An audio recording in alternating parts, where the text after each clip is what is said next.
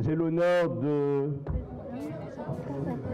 faire l'exposé des motifs d'une proposition de loi portant modification du décret du 13 février 1989 créant le corps autonome des pompiers et introduisant le corps des sapeurs-pompiers volontaires. Monsieur le Président, distingués membres du bureau, chers collègues, l'homme a toujours été exposé aux aléas de la nature.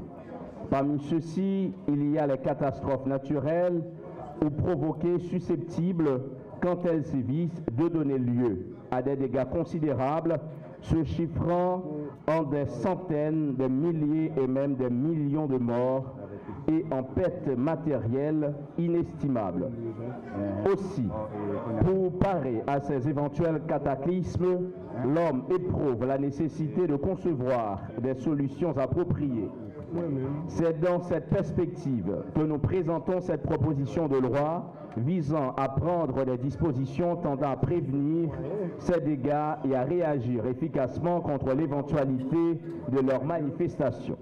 Le décret du 13 février 1989 portant création du corps autonome des pompiers déjà existant se limite à monter les structures du corps sans penser à préciser les statuts des membres du personnel œuvrant dans ce métier de la sécurité civile, ni à présenter un plan d'opérationnalisation du dit corps pour couvrir le territoire national.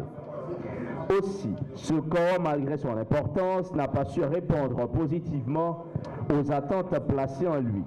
Il s'est révélé inefficace, amorphe même. Dans des régions ou zones reculées du pays, les citoyens n'ont presque pas accès à ces services, ces structures n'étant opérationnelles que dans l'aire métropolitaine de Port-au-Prince, mais inexistantes dans les autres régions du pays. Ce qui est contraire au rôle de l'État supposé être garant des intérêts, des conditions de vie et de la protection des biens de tous les citoyens sans distinction aucune.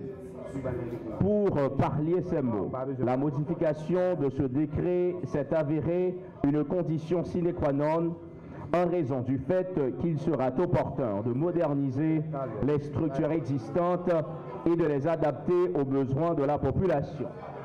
Elle permettra de décrire de manière précise le statut du sapeur-pompier tout en introduisant le vocable sapeur-pompier volontaire par opposition aux sapeurs-pompiers professionnels, mais appelés à remplir la même tâche que ce dernier. Sur le plan général, cette loi sera très bénéfique aux bacheliers qui auront bouclé leur cycle d'études, mais n'ont pas pu intégrer la communauté estudiantine. Une fois admis comme sapeurs-pompiers volontaires, après 2 ans de service consécutifs, ils seront pris en charge par l'État pour les études supérieures. En conséquence, le taux de chômage s'en trouvera réduit dans le pays et le citoyen sera indemnisé en contrepartie de sa contribution civique.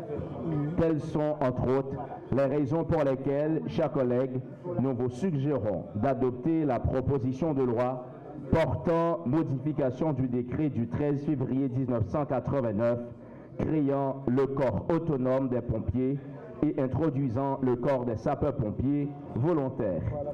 Abel Descollines, député de Mirbalais, Boucan-Carré, pour cette proposition de loi. Monsieur le Président, je vous demande acte du dépôt de la dite proposition de loi. Le bureau vous donne acte.